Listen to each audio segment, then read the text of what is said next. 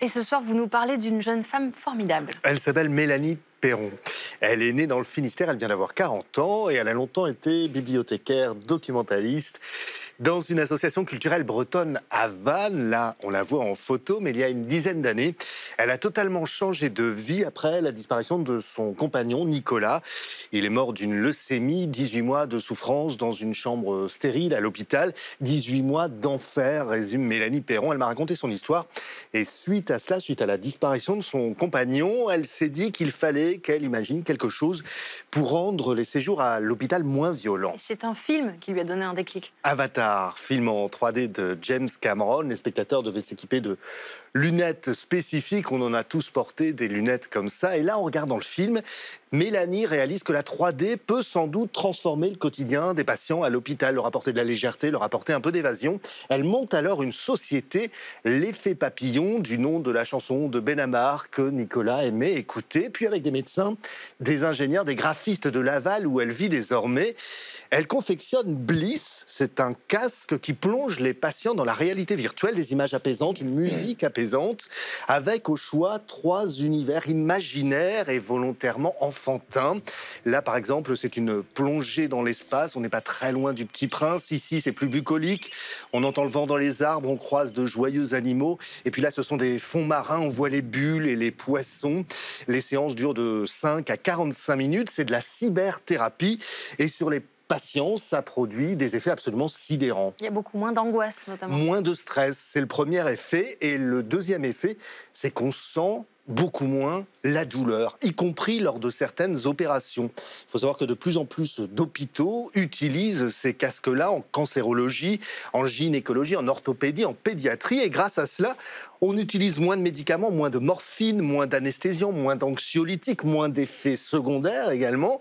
Économie pour la Sécu et gain de temps pour les médecins qui se sentent du coup plus détendus, comme le sont également les patients.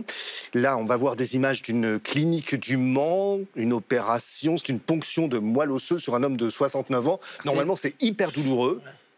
Je suis sûr que ça diminue au moins de moitié la douleur, parce qu'on est accaparé par ça. On ne pense pas à la douleur. Il voit quoi, là? Il voit quoi?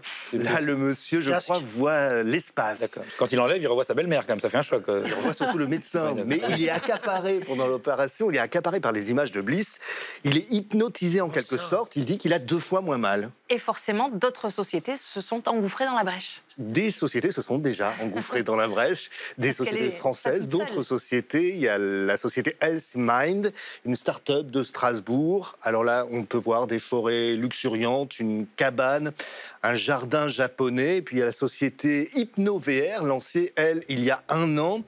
On vole avec les oiseaux, on domine les montagnes, des scénarios thérapeutiques qu'on utilise aussi pour traiter le vertige, les états dépressifs ou encore les phobies. Est-ce qu'on pourrait s'en servir de manière plus privée? À terme, c'est pas impossible du tout. On a un gosse qui fait une colère, pof, on lui colle C'est déjà un peu le cas, je pense, avec les écrans. 3D.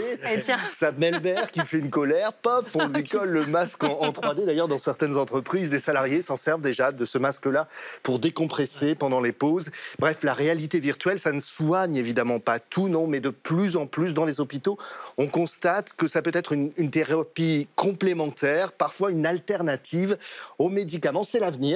Et en plus, c'est français, messieurs, dames. Ah oui. Pas mal. Vous aviez l'air de connaître, vous avez déjà entendu parler de ça? Ouais, j'ai entendu parler, oui. Ouais, c'est super. Ça vous plaît beaucoup l'école? Sur d'hypnose, voilà, c'est ça. Moins de médicaments. Même pour les gens qui sont à l'hosto et tout, c'est aussi une façon de s'évader. Souvent, on dit qu'on fait des choses très sympas à l'hôpital pour les enfants. Ouais. Et on oublie qu'il y a des adultes qui ont besoin de distraction aussi. Tout, ouais. Dans les EHPAD, ils utilisent ces casques également. C'est bien ça, ouais.